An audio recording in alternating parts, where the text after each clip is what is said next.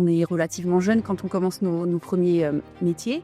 Et donc, moi, j'ai découvert aussi que il y avait aussi beaucoup de stress dans le travail, mais pas que. Moi, j'étais vraiment quelqu'un de très stressé quand j'étais enfant. Je connaissais pas vraiment la gestion du stress et des émotions. Et aujourd'hui, j'aime bien en parler parce que c'est vrai que la gestion du stress et des émotions, elle fait vraiment partie aussi du bien-être au travail. Et moi, lorsque j'étais salariée, j'étais pas du tout confrontée à ça exactement, jusqu'au jour où, comme toi, en fait, mon corps m'a envoyé un signal. En fait, j'ai fait une sorte de...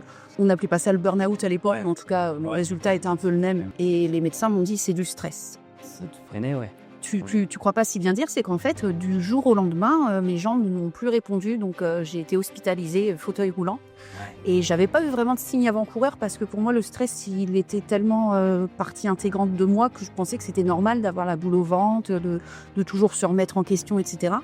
Et cet arrêt forcé m'a vraiment permis de réfléchir. Quand on m'a dit c'est du stress, je me suis dit non mais attends, c'est quoi en fait le stress? Parce que là, j'ai l'impression que c'est Plus, quoi. c'est le stress Ouais. plus. Je crois que ça a duré quelques semaines, mais qui ont été un déclic. Pendant quelques années, maintenant j'ai arrêté, mais presque je fêtais cet anniversaire comme une renaissance. Parce que s'il n'y avait pas eu cet arrêt forcé, peut-être que j'aurais continué et j'aurais peut-être foncé dans le mur. En fait, on devrait tous apprendre ça, ça devrait être intégré au programme scolaire. C'était mon petit rêve et aujourd'hui, je vois que c'est de plus en plus le cas dans les écoles où j'interviens. Je suis heureuse de voir que ça a pris de l'ampleur.